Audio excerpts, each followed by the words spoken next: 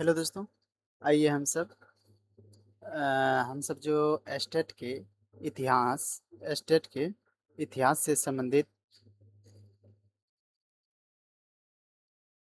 Estate में हम सब इतिहास सब्जेक्ट को 9 10 और 11 12 के, चाहे पेपर 1 हो आपका, पेपर 2 का हो, सब्जेक्ट स्टार्ट किए हुए हैं। और यूथ पब्लिकेशन की बुक जो होती है, हम सब देख सकते हैं कि इसको स्टार्ट किए हुए हैं। ठीक है, अध्यायवार तरीके से हम सब स्टार्ट किए हुए हैं। इसमें जो है ना, हड़प्पा सभ्यता से संबंधित जो प्रश्न है वो हम सब 112 क्वेश्चन तक कंप्लीट कर चुके हैं डे वन का क्लास जो कंप्लीट हो चुका है। आज हम सब जो है ना, डे टू में आज उससे आगे की जो क्लास होगी 112 से आगे बढ़ेंगे हम सब। 112 नंबर क्वेश्चन से व्याख्या सहित देखते हुए आगे बढ़ेंगे हम सब, और अच्छी प्रकार से व्याख्या करते हुए आगे की ओर बढ़ेंगे। और आप इतना विश्वास के साथ निश्चित रहिए दोस्तों, आपका बिहार स्टेट में इतिहास सब्जेक्ट है, चाहे आप 9 to 10 हो, 11 to 12, चाहे पेपर 1 हो, पेपर 2 हो, निश्चित होकर इस क्लास को अच्छी प्रकार से देखिए। और इसके आगे जितने भी प्रश्न बनते हैं 112 नंबर से आगे हम सब बढ़ेंगे आज के सेशन में। 112 से बढ़ते हुए हम सब जो है ना, हड़प्पा सभ्यता को कंप्लीट करने की कोशिश करना है आज। उसके बाद नेक्स्ट मौर्य काल से संबंधित डे 3 में आगे बढ़ेंगे। आइए हम सब आज डे 2 में आज 112 से आगे की क्वेश्चन को देखते हैं। तो हम सब आ गए हैं अपने 112 के आगे 113 नंबर क्वेश्चन से, जहाँ से हम सब अपनी क्वेश्चन के साथ साथ व्याख्या को भी डिस्कस करते हुए जाएंगे। जो यूथ पब्लिकेशन की बुक है, तो अच्छी बुक है, इनको आप देख लेंगे तो निश्चित रहिए आपका स्टेट पास होने से कोई नहीं रोक सकता है 100 नंबर में। बाकी 50 नंबर जो आएंगे उसके लिए टीचिंग से संबंधित जो प्रश्न आएंगे 30 नंबर, उनको भी आप देख लीजिएगा। जैसे उनको सचिन अकेडमी सर से पढ़ लीजिएगा, वो भी फिलहाल स्टार्ट करेंगे। और पहले के वीडियो हैं उनसे कवर हो जाएंगे, बाकी 20 तो जीएस का सब रहता है, हो जाएगा। आइए हम सब स्टार्ट करते हैं आज 113 नंबर से संबंधित क्वेश्चन। हड़प्पीय पुरा स्थल से प्राप्त सामग्री को सूची फर्स्ट और सेकंड में संभावित संभावित स्रोतों से सुमिलित कीजिए। आइए, सूची फर्स्ट है और सेकंड है, मिलान करना है हम सबको। इसका राइट आंसर जगह तांबा जो है ना राजस्थान से, और शंख कच्छ से मिले हैं, और लाजवर्द जो है अफगानिस्तान से, और सोना जो दक्कन से प्राप्त हुआ। आइए संबंधित देखते हैं व्याख्या। हड़प्पीय पुरास्थल से प्राप्त सामग्री के संभावित स्रोत इस प्रकार है। तांबा जो है राजस्थान से, शंख कच्छ से, लाजवर्द जो है अफगानिस्तान, और सोना जो है दक्कन से। ध्यान तब है कि हड़प्पाई लोग जो है ना स्थानीय एवं बाहर के क्षेत्रों से व्यापार करते थे, और मेसोपोटामिया की सिलेंडर नुमा मोहरें लोथल से प्राप्त हुई है, जबकि स्थानीय व्यापार में पत्थर, धातु, हड्डी आदि के व्यापार होता था। आइए, उत्तर पूर्व अफगानिस्तान स्थित निम्नलिखित में से कौन सा नगर एक हड़प्पीय व्यापारिक बंदरगाह था? ये जो ना सुर्तुगई यानी सुर्तुगई संबंधित हैं। आइए, उत्तर पूर्व अफगानिस्तान में स्थित एक हड़प्पीय व्यापारिक बंदरगाह जो है ना शत्रुगुर्ग है, यानी कि सुर्तुगई था। इस स्थल की खोज 1962 ईस्वी में की गई थी, यानी इस स्थल की खोज 1962 में की गई थी। ठीक है। हड़प्पीय तौल का अनुपात क्या था? हड़प्पा में तौल का अनुपात क्या था? हड़प्पा में तौल का अनुपात जो है दोस्तों 1:2 और 1:2 इंटू 4:8, बस। हड़प्पीय तौल का अनुपात जो है ना 1:2:4:8, ये तौल का नाप है। ठीक है। इसी आधार पर जो इनका मापन किया जाता था। हड़प्पा के लोगों को फुट का भी ज्ञान था। सर्वेक्षण के लिए सीपी यंत्र का प्रयोग किया जाता था, जो लोथल और मोहनजोदड़ो दोनों जगह मिला है। ठीक है। आइए हम सब आगे बढ़ते हैं। हड़प्पा सभ्यता की अधिकांश मोहरें निम्नलिखित से बनी हुई है। यानी हड़प्पा सभ्यता की जो है अधिकांश मोहरें किससे बनी हुई है? अधिकांश मोहरें जो है सेलखड़ी से बनी हुई है। ठीक है। हड़प्पाई मोहरें संदर्भ पुरा स्थलों से अब तक लगभग 2000 मोहरें प्राप्त हो चुकी है, जो अधिकांशतः सेलखड़ी की बनी है। किस संदर्भ स्थल से जो है मिट्टी के हल का मॉडल मिला है? यानी किस संदर्भ स्थल से मिट्टी के हल का मॉडल मिला है, इसका राइट आंसर हो जाएगा बनावली। ठीक है, इसका राइट आंसर हो जाएगा दोस्तों बनावली से। बनावली से जो ना मिट्टी के हल का मॉडल मिला है। और बनावली हरियाणा के हिसार जिले में स्थित एक पुरा स्थल है जो कि सिंधु घाटी सभ्यता से संबंधित है। यह प्राचीन सरस्वती नदी के किनारे स्थित था। इसका उत्खनन जो आर एस बिष्ट ने 1973 में कराया था। इसका उत्खनन जो आर एस बिष्ट ने 1973 में कराया था। किस प्रकार के समाज में मातृ देवी की अवधारणा प्रमुख प्रचलित थी? किस प्रकार के समाज में मातृ देवी की अवधारणा प्रमुखता प्रचलित थी? इसका राइट आंसर हो जाएगा दोस्तों कृषि समाज। कृषि समाज में मातृ देवी की अवधारणा प्रचलित थी। मातृ देवी की अवधारणा जो है मुख्यतः कृषि समाज में प्रचलित थी। इसके उदाहरण जो है हड़प्पा संस्कृति में मिलते हैं। मातृ देवी को जो है उर्वरता की देवी माना जाता था। मातृ देवी को उर्वरता की देवी माना जाता था। हड़प्पा में एक मूर्ति में स्त्री के गर्भ से निकलता हुआ पौधा दिखाया गया जिसे पृथ्वी देवी की प्रतिमा माना जाता है। इस धरती को उर्वरता की देवी मानकर पूजा की जाती थी। इस धरती यानी इस धरती इसे जो धरती की उर्वरता देवी मानकर पूजा की जाती थी। सिंधु सभ्यता में जन किस धातु की जानकारी मिलती है? सिंधु सभ्यता में किस धातु की जानकारी मिलती है? ये जन सिंधु सभ्यता में कांस्य धातु की जानकारी मिलती है। ध्यान रखना दोस्तों। सिंधु घाटी सभ्यता को जो न सिंधु घाटी सभ्यता को कांस्य युगीन सभ्यता कहा जाता है। यानी सिंधु घाटी सभ्यता कांस्य युगीन सभ्यता के नाम से जानते हैं। क्योंकि कांसा जो है तांबा एवं टीन का मिश्रण है। कांसा जो है तांबा एवं टीन का मिश्रण है। सबसे पहली बार प्रयोग इसी समय इसी समय हुआ था। ठीक है, सिंधु घाटी के समय ही तांबा एवं टीन का मिश्रण से कांसा बनाया जाता था। मृदभांड खंड पर नर्तकी का उत्खनन यानी मृदभांड खंड पर नर्तकी का उत्खनन किस स्थान से प्राप्त हुआ है? मृदभांड खंड पर नर्तकी का उत्खनन किस स्थान से प्राप्त हुआ है? इसका राइट आंसर है भीराना। भीराना, इसका राइट आंसर है भीराना।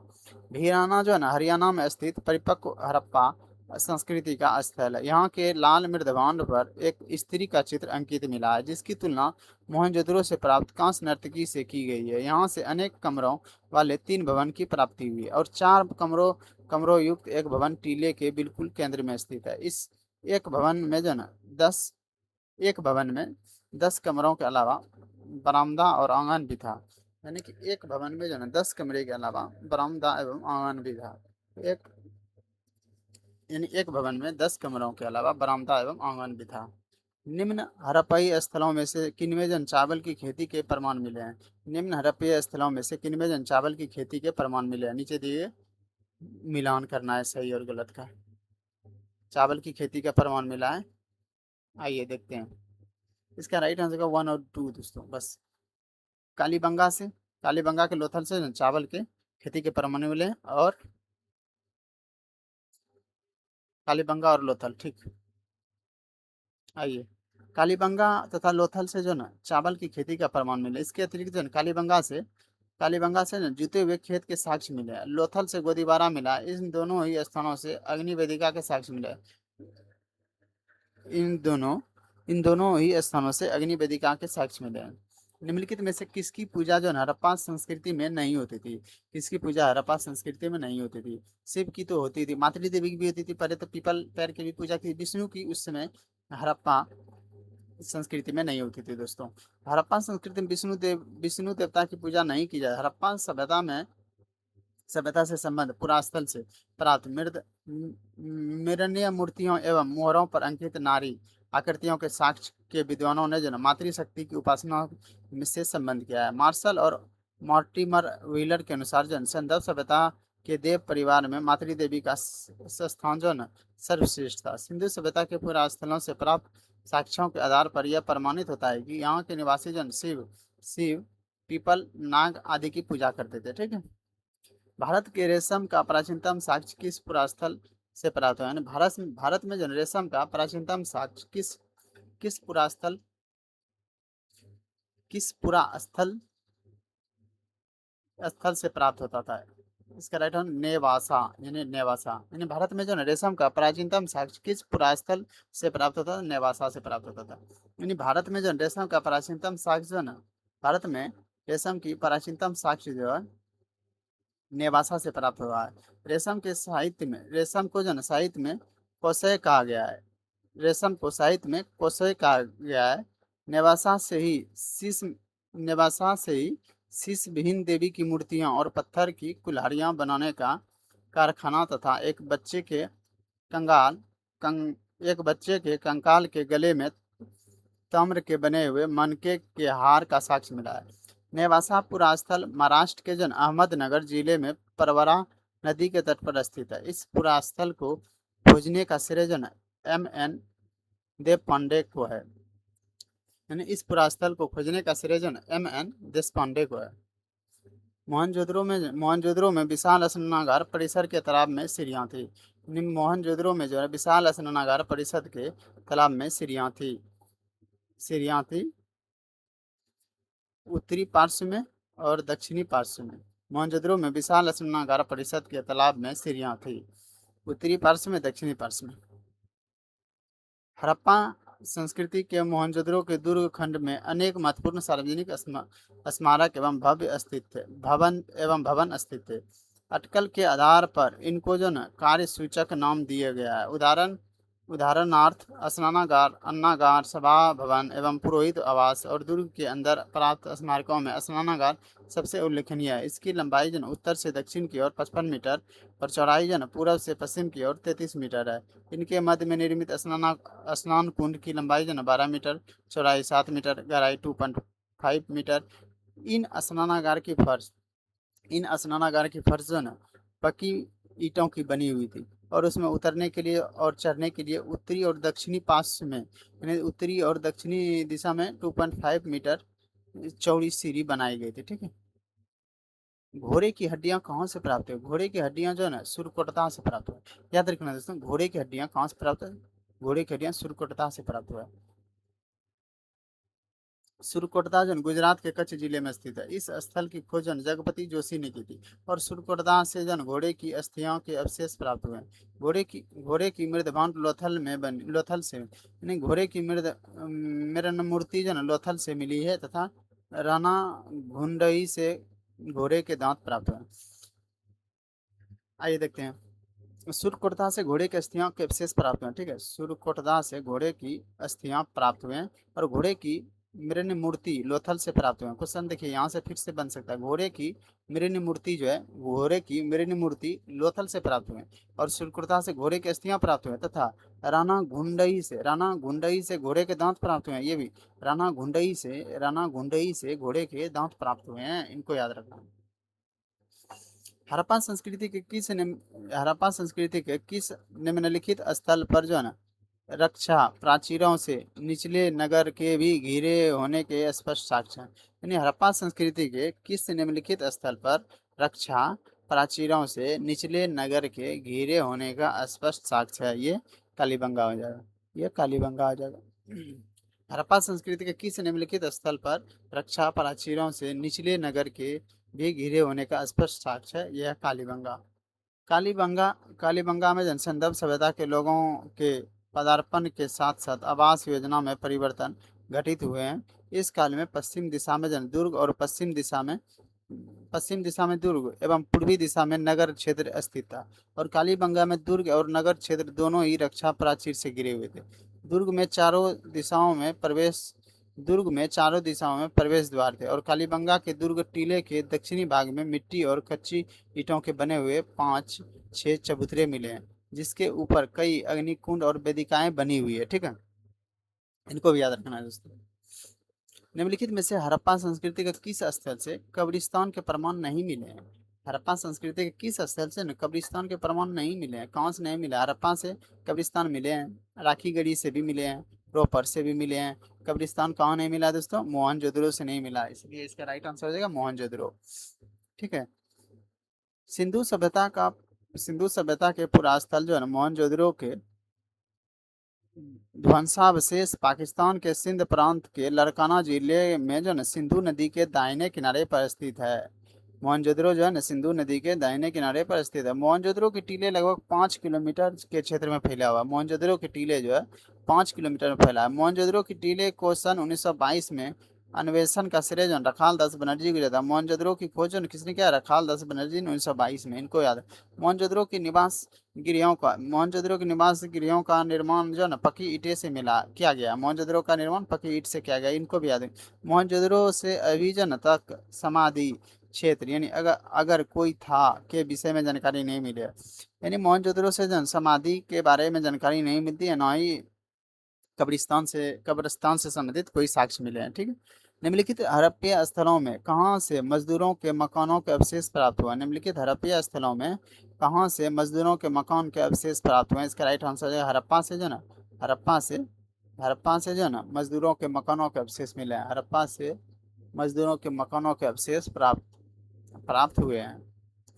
1921 में दयाराम साहनी ने 1921 में दयाराम साहनी ने हड़प्पा का सर्वेक्षण किया और 1923 में इसका नियमित उत्खनन आरंभ हुआ। उत्खनन से हड़प्पा के किले के बाहर कुछ ऐसे भवन हैं जिसकी पहचान कर्मचारियों के आवास के रूप में की गई है।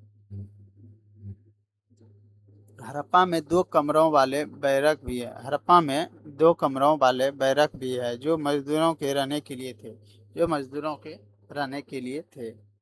निम्नलिखित हड़प्पा कालीन स्थलों में से किसमें जो न नाली के निर्माण में लकड़ी का प्रयोग किया गया है? निम्नलिखित हड़प्पा कालीन स्थलों में से किसमें नाली के निर्माण में लकड़ी के प्रयोग किया गया है? निम्नलिखित हड़प्पा कालीन स्थलों में से किसमें जो है नाली के निर्माण में जो है लकड़ी का प्रयोग किया गया है? लकड़ी के निर्माण किया गया है कालीबंगा में। कालीबंगा में जो ना नाली के निर्माण में लकड़ी का प्रयोग किया गया है, याद रखना है। राजस्थान के हनुमानगढ़ में कालीबंगा, यानी राजस्थान के कालीबंगा राजस्थान में, ये पहले याद रखिए। उसके बाद हनुमानगढ़ में, राजस्थान के हनुमानगढ़ में कालीबंगा की खोज 1952 में कालीबंगा की खोज 1952 ईस्वी में अमलानंद घोष ने किया था। कालीबंगा की खोज किसने किया था? अमलानंद घोष ने। इनको भी याद रखिए, हो सकता है पूछ ले। कालीबंगा की खोज किसने किया था? अमलानंद घोष ने। यहाँ की खुदाई से जो बेलनाकार मोहरें, हल्के निशान, अलंकृत ईंट का प्रयोग और घरों के निर्माण में कच्ची ईंटों का प्रयोग आदि मिला है। कालीबंगा में जल निकासी की उत्तम व्यवस्था नहीं मिलती है, लेकिन लकड़ी के नाले का साक्ष्य मिलता है। लकड़ी के नाले का साक्ष्य कहाँ से मिलता है? कालीबंगा से। हड़प्पा संस्कृति के किस स्थल से मध्यनगर के प्रमाण मिला है? हड़प्पा संस्कृति के किस स्थल से मध्यनगर का प्रमाण मिला है? इसका राइट आंसर कालीबंगा। ठीक है, इसका राइट आंसर है कालीबंगा। हड़प्पा संस्कृति के किस स्थल से मध्यनगर का प्रमाण मिला है? कालीबंगा। यानी हड़प्पा संस्कृति के कालीबंगा से जो मध्यनगर का प्रमाण मिला है। कालीबंगा से प्राक हड़प्पा के भी साक्ष्य मिले हैं। यहाँ से जुते हुए खेत, जो चना, सरसों के भी प्रमाण मिले हैं। इसके अतिरिक्त अग्निकुंड भी है। इसके अतिरिक्त जो अग्निकुंड के भी साक्ष्य मिले हैं। अधोलिखित में सेंधवपुरा स्थल महानगर माना जाता है। यानी अधोलिखित में सेंधवपुरा स्थल महानगर माना जाता है। इसका राइट आंसर है अधोलिखित में सेंधवपुरा स्थल महानगर माना जाता है। किसे किसे माना जाता है? राखीगिरी को जो ना सेंधवपुरा स्थल महानगर माना जाता है। सिंधु सभ्यता की खोज राय बहादुर दयाराम साहनी ने सिंधु सभ्यता की खोज दयाराम साहनी ने की थी। सिंधव सभ्यता नगरीय और कांस्य युगीन सभ्यता थी। सिंधव सभ्यता से प्राप्त परिपक्व अवस्था वाले स्थानों में केवल 6 को ही बड़े नगर की संज्ञा दी जाती है। हड़प्पा आ गया, मोहनजोदड़ो हो गया, कालीबंगा आ गया, राखीगढ़ी हो गया, धौलावीरा हो गया, लोथल हो गया। अब तक भारतीय उपमहाद्वीप में इस सभ्यता के लगभग 1000 स्थानों का पता चला है। ठीक है, पूरा स्थल महानगर माना जाता है। किसे माना जाता है? बस 6 को। ठीक है, 6 को माना जाता है। सिंधव सभ्यता में प्राप्त पूरा परिपक्व अवस्था, यानी सिंधव सभ्यता से प्राप्त परिपक्व अवस्था वाले स्थानों में केवल 6 ही बड़े नगर हैं। 6 ही महानगर के बारे में इसमें राखीगढ़ी है। ठीक है, उसके बाद ऑप्शन में हो सकता है दूसरा दे दे दोस्तों, इसीलिए छवो को छवो याद रखना। कैसे? देखिए, सबसे बड़ा नगर, फिर हड़प्पा, मोहनजोदड़ो, कालीबंगा, राखीगढ़ी, धौलावीरा, लोथल, ये 6 श्रेष्ठ हैं। 6 के बाद ही उस सबको रोपर, चंद्रो, सुटका, गेंदोर, ये सब महानगर की श्रेणी में नहीं आते हैं। ठीक है।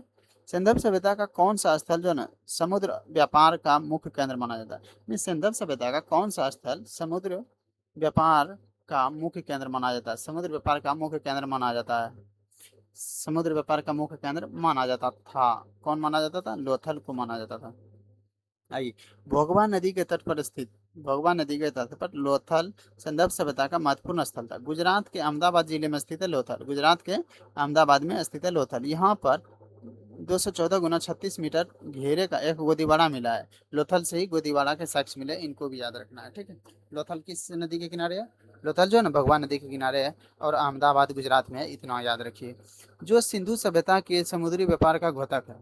लोथल को जो ना लघु हड़प्पा यह लघु मोहनजोदड़ो भी कहा जाता है। यानी लोथल को ये लघु हड़प्पा के नाम से जानता है और लोथल को ही लघु मोहनजोदड़ो के नाम से। इसकी खोज 1954 में एम एस आर राव, यानी लोथल की खोज 1954 में हुआ है और एस आर राव ने की थी। लोथल से 3 युग्मीय समाधियां और एक अग्निकुंड का अवशेष, मनके बनाने वाले कारखाने, एक रंगाई कुंड मिला, ये सब लोथल से मिला, याद रखना।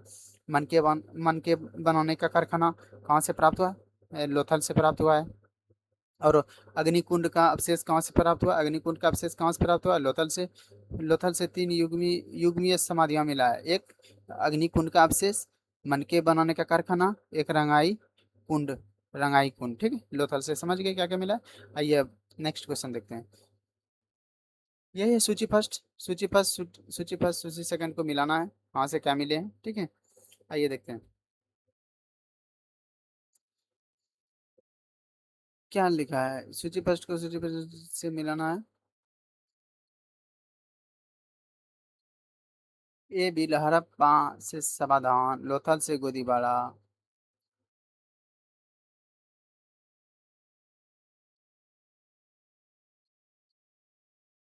सही विकल्प बोल रहा है दोस्तों, इसीलिए ये दोनों सही है, बाकी ये सब सही नहीं है, इसलिए सही हड़प्पा से समाधान मिले हैं और लोथल से गोदीबाड़ा के साक्ष्य मिले हैं। और कालीबंगा से एक नर्तकी का आकृति, मोहनजोदड़ो से जुता हुआ खेत, ये सब गलत है, इसीलिए।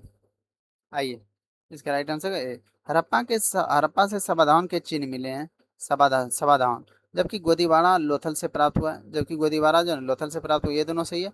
और जुते हुए खेत के चिन्ह जो है कालीबंगा से प्राप्त हुए हैं। जुता हुआ खेत जो है ना कहाँ से प्राप्त हुआ है दोस्तों? जुता हुआ खेत जो है ना कालीबंगा से प्राप्त हुआ है, इनको याद रखिएगा, जुता हुआ खेत कालीबंगा से प्राप्त हुए हैं।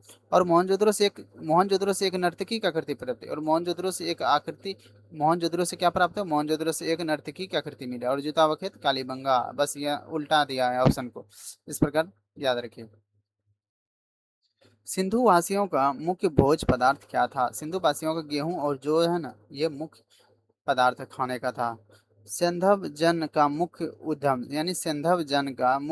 उद्यम कृषि कर्म था। इसकी उर्वरता का मुख्य कारण सिंधु नदी में जो न हर वर्ष आने वाली बाढ़ थी। इनके कृषि उपकरण प्रस्तर एवं कांस्य धातु के बने होते थे। और सिंधव वासियों की मुख्य भोज पदार्थ गेहूं और जौ थी। अन्य फसलों में कपास, मटर, तिल एवं बाजरा प्रमुख थे।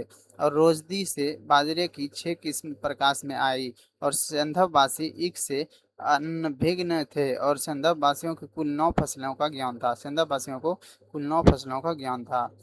मोहनजोदड़ो मोहनजोदड़ो के महान स्नानागार की खोज किसने की थी? मोहनजोदड़ो के महान मोहनजोदड़ो के महान स्नानागार की खोज किसने मोहनजोदड़ो के महान स्नानागार की खोज किसने की थी? आर डी बनर्जी के द्वारा किया गया था। आर डी बनर्जी के द्वारा जो है ना मोहनजोदड़ो के महान स्नानागार की खोज किया गया था। मोहनजोदड़ो के महान स्नानागार की खोज आर डी बनर्जी ने किया था। मोहनजोदड़ो के महान स्नानागार की खोज आर डी बनर्जी ने किया था। और यह 11.88 मीटर लंबा और 7.1 मीटर चौड़ा और 2.4 मीटर गहरा, सर जॉन मार्शल ने इसे तत्कालीन विश्व का एक आश्चर्यजनक निर्माण बताया। और सर जॉन मार्शल ने इसे तत्कालीन विश्व का एक आश्चर्यजनक निर्माण बताया है। सिंधु घाटी सभ्यता की प्रसिद्ध नगर हड़प्पा स्थित था। सिंधु घाटी सभ्यता का प्रसिद्ध नगर जो है हड़प्पा स्थित था। सिंधु घाटी सभ्यता का प्रसिद्ध नगर हड़प्पा स्थित था, कहाँ? रावी नदी के तट पर, रावी नदी के। सिंधु घाटी सभ्यता का प्रसिद्ध नगर जो है ना प्रसिद्ध नगर हड़प्पा स्थित था, कहाँ? रावी नदी के तट पर जो है ना स्थित था। सिंधु घाटी सभ्यता का प्रसिद्ध नगर जो है ना पाकिस्तान के हड़प्पा कहाँ था? पाकिस्तान के पंजाब प्रांत के माउंटगोमरी जिले के रावी नदी के तट पर बाएं तट पर स्थित था। यानी कि हड़प्पा जो है ना रावी नदी के तट पर स्थित था, बस इतना याद रखिए। हड़प्पा रावी नदी के तट पर बाएं तट में स्थित है। इस स्थल की खोज 1921 में दयाराम साहनी ने 1921 में दयाराम साहनी ने किया। यहाँ का समान आवास क्षेत्र दक्षिण में एक जैसा कब्रिस्तान मिला है। यानी कब्रिस्तान कहाँ से मिला है? हड़प्पा से, याद रखना। इसे समाधि समाधि 837 नाम दिया गया है इस कब्रिस्तान में, जिसे समाधि 837 नाम दिया गया है। सिंधु घाटी सभ्यता में सबसे बड़ी इमारत कौन थी? सिंधु घाटी सभ्यता की सबसे बड़ी इमारत कौन थी? सबसे बड़ी इमारत जो है इसमें से उपयुक्त में से कोई नहीं थी। सिंधु घाटी सभ्यता की सबसे बड़ी इमारत जो अन्नागार था। घाटी सभ्यता की सबसे बड़ी इमारत अन्नागार था, याद रखना।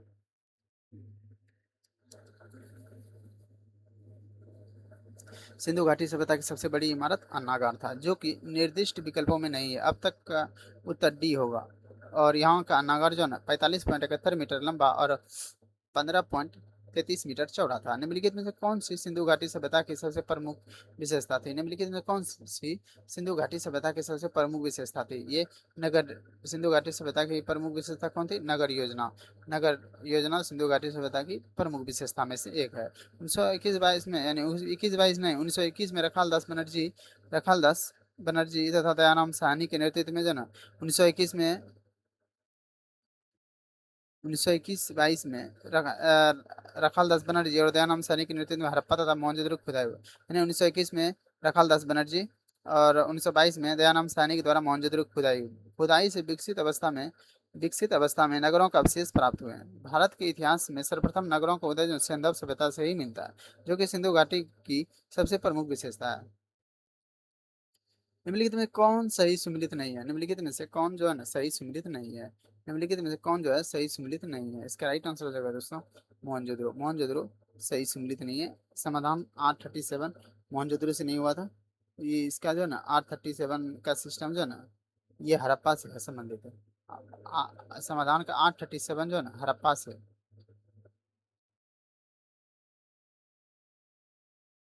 से संबंधित है। ठीक है, R37 हड़प्पा से संबंधित है। आइए, राखी गरी मध्य शहर हड़प्पा समाधान एच। ठीक है, मोहनजोदड़ो ये गलत है। खाली बंगा पुरुष एवं स्त्री के युग में समाधान मिले हैं।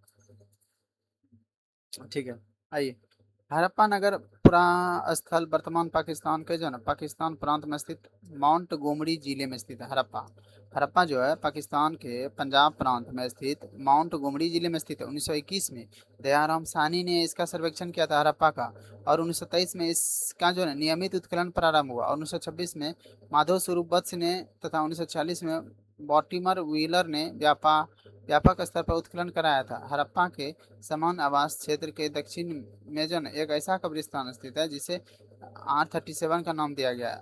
और हड़प्पा में कब्रिस्तान मिले जिसका नाम R37 दिया गया है। आइए, सूची फर्स्ट और सेकंड को मिलाते हैं। कुट में सही उत्तर का चयन करना है, इसमें सही उत्तर का चयन करना है। ठीक है, आइए, मेलुहा मेलुहा कहाँ है? मेलुहा जो है ना सिंधु क्षेत्र है। दिलमुन दिलमुन जो है ना बहरीन है। मक्कान कहाँ है? मकान मकरान तट है। मकान और कुड़गांव मध्य एशिया। आइए देखते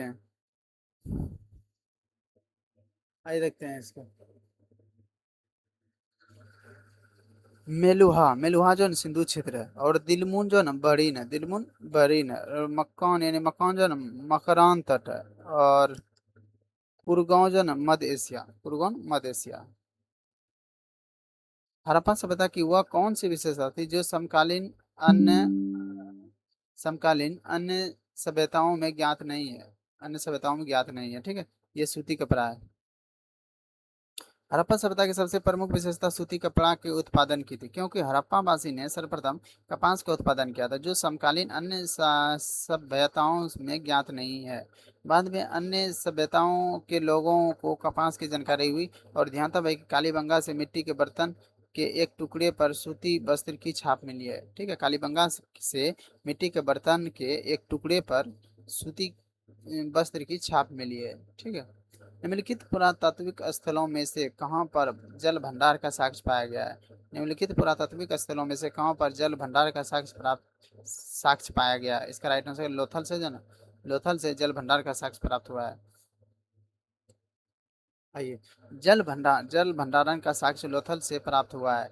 लोथल जो है ना हड़प्पा सभ्यता का एक मुख्य स्थान था, जहाँ जहाँ से बंदरगाह के नमूने प्राप्त हुए हैं। विदित है कि लोथल खंबात की खौड़ी के नजदीक भगवा नदी के समीप है। लोथल से प्राप्त गोदी के साक्ष्य उनके पूर्व विकसित बंदरगाह होने की सूचना देता है। लोथल से प्राप्त गोदी का साक्ष्य जो है इसके पूर्व विकसित बंदरगाह होने की साक्ष्य देता है। ठीक है, लोथल भगवा नदी के किनारे स्थित है, इनको भी याद रखना है दोस्तों। ठीक है, लोथल कहाँ है? भगवा नदी के किनारे है। लोथल किस नदी के किनारे है? लोथल जो है ना खंबात की खौड़ी के नजदीक भगवा नदी के किनारे स्थित है। ठीक है, सिंधु घाटी के लोगों को जो ना किस खेल की जानकारी थी? सिंधु घाटी के लोगों को जो ना पासे का खेल के बारे में जानकारी थी। ठीक है, सिंधु घाटी के लोग को जो ना पासे खेल की जानकारी थी। सिंधु सभ्यता के लोग जब मनोरंजन के लिए पासे का खेल सिंधु घाटी के लोगों को किस खेल की जानकारी थी? सिंधु घाटी के लोगों को जो ना सिंधु घाटी के लोगों को पासे की खेल, नृत्य, शिकार, पशुओं की लड़ाई आदि प्रमुख साधन थे। धार्मिक उत्सव एवं समारोह में भी समय समय पर धूमधाम से किया जाता था। ठीक है, आइए देखते हैं। हड़प्पा कालीन स्थल और पुरातात्विक अवशेष को मिलान करना है, सही उत्तर के चयन करना। हड़प्पा कालीन स्थल होगा और पुरातात्विक अवशेष, बस। इसका राइट आंसर हो जाएगा दोस्तों, मोहनजोदड़ो से बड़ा अन्नागार मिले हैं। लोथल से जो है ना ईंटों के बने गोदी मिले हैं। और कालीबंगा से जो है ना नगर दुर्ग एवं निचली बस्ती मिले हैं। और सुतका गेंडोर से जो है ना नगर दुर्ग और किलेबंदी की निचली बस्ती मिली है। आइए, हड़प्पा कालीन स्थल और पुरातात्विक अवशेष से मिलान इस प्रकार है। मोहनजोदड़ो से बड़ा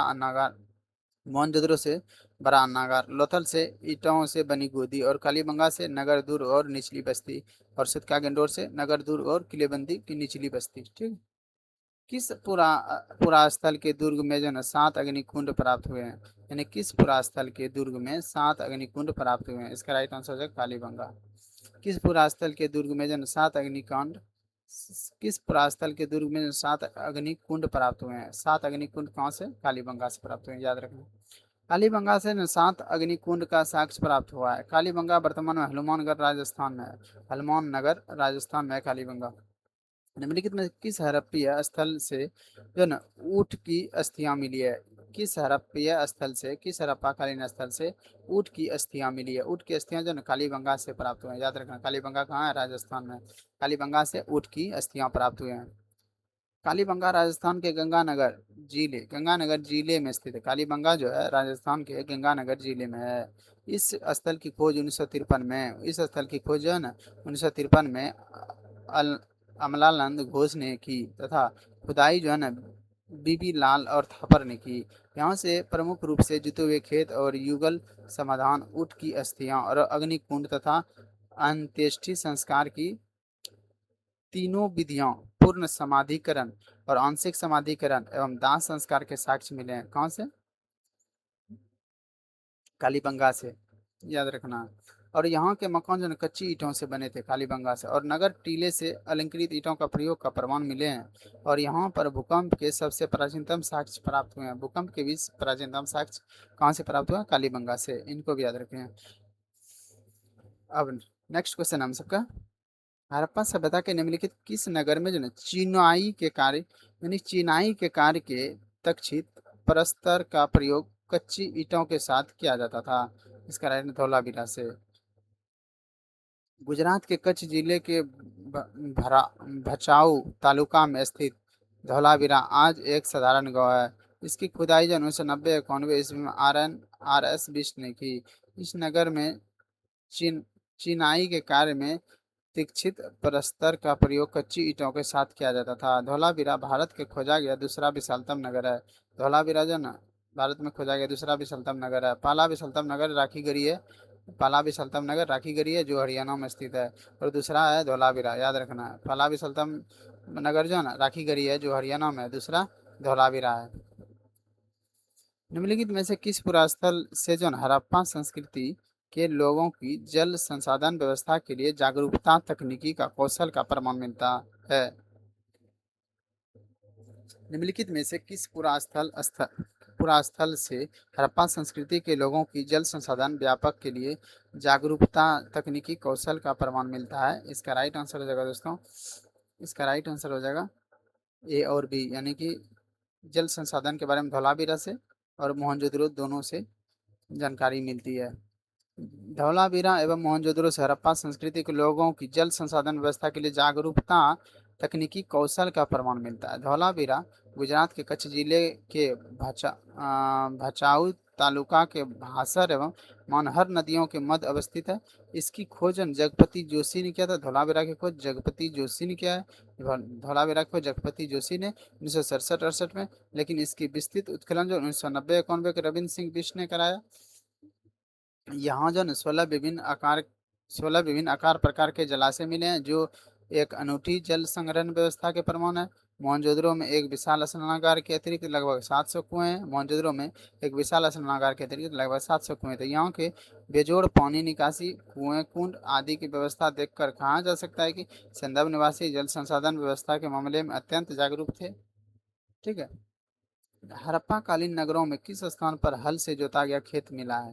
हड़प्पा कालीन नगरों में किस स्थान से जोता गया खेत मिला है? ये कालीबंगा से जो ना जोता गया खेत का प्रमाण मिला है। यानी कालीबंगा जो ना वर्तमान राजस्थान के गंगानगर जिले में स्थित है।